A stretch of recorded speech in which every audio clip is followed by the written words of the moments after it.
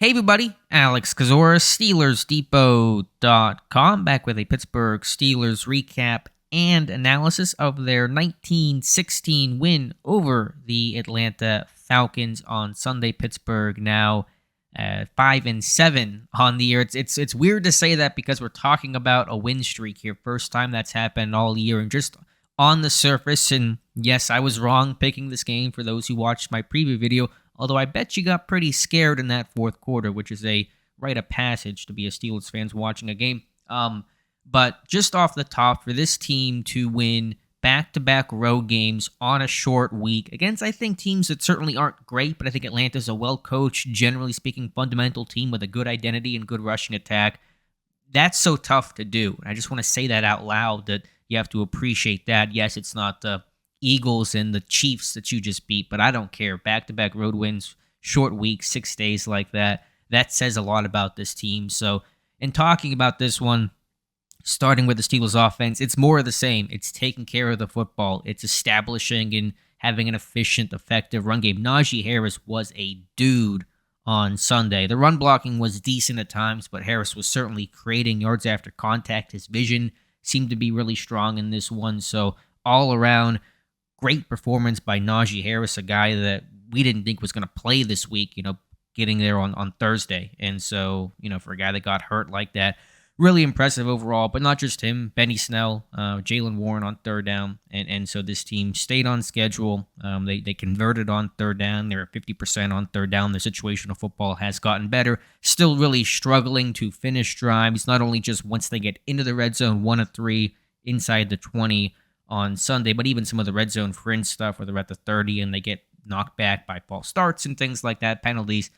Those things still have to be cleaned up. 19 points, not going to win you a lot of games enough on Sunday, but the tight ends getting involved. Pat Frymuth has been so good post-catch. I think that quick to the tuck phrase that old receivers coach Scotty Montgomery would say about your ability to get upfield after you make the catch. It's subtle, but I really see and feel that with Frymuth, and him and Pickett have really good chemistry. That 57-yard completion, good evidence of that on both fronts. Connor Hayward, congrats to him. First career touchdown, a great route, this little nod route to get the safety to bite and then push vertical and get wide open. So good outing by him. He got involved early, played a fair amount of snaps in this game, and obviously a really special and emotional moment with being in Atlanta. The late, Ironhead Hayward, their father, was a Falcon for 3 seasons. They were at his grave this morning, Kim Hayward said post-game. So that one meant a lot on a lot of different levels.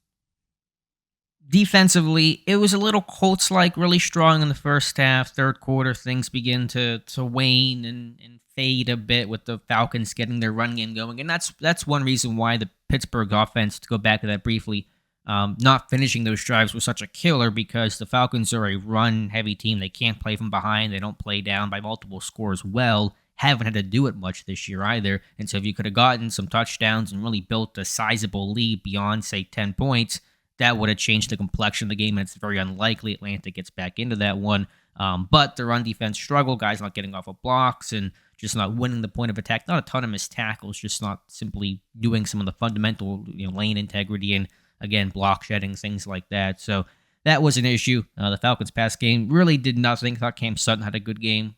Good open field tackling on their big receiver, the pedigree guy in Drake London. So nice job by him, Levi Wallace. And then Minka Fitzpatrick, really strong in this one, of course. Tackles for loss, and then calling game at the end there with the picks. I keep wanting to say pick six. It should have been Minka very unselfish to take that one out of bounds. Not much of a pass rush in this game. I'm not surprised by that. Talked about that, I believe, in certainly my scouting report on the podcast, but I believe in my preview video that I thought, because the Falcons are run heavy, they move the pocket, pass rush would be tough to do overall. But again, situational football. Falcons didn't finish their drives either. They were 3 of 10 on third down, and those things were really important overall.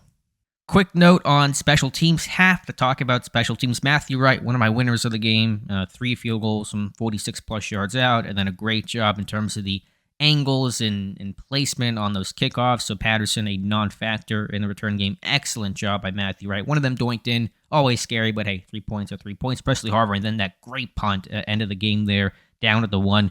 Probably the best punt he's ever had in the NFL. And that's next play, make a interception, and that's your ball game. So good job by special teams all around. So those are my thoughts on the game, on the win. 5-7, Pittsburgh will take on the Baltimore Ravens in Week 14. Don't know if the Ravens will have Lamar Jackson right now. Doesn't sound like they will, but it's very early, so it'll be an opportunity for Pittsburgh facing the Ravens first time. Always close game. Steelers, Ravens, no matter who it is. If it's Lamar Jackson or Tyler Huntley, it'll be a good game. But Pittsburgh 5-7, they're back on the in the hunt graphic when you watch the graphics on NBC and ESPN, all that stuff. So they are back on the graphic with a win streak. Good win overall, good result by this team, and got more for you guys here throughout the week and covering this one, going through the film study and seeing exactly how this team pulled off the W. So let me know your thoughts in the comments below. Appreciate you guys watching. If you could like this video and also subscribe to the channel, I would appreciate that. Again, thank you for watching, and we'll talk to you soon.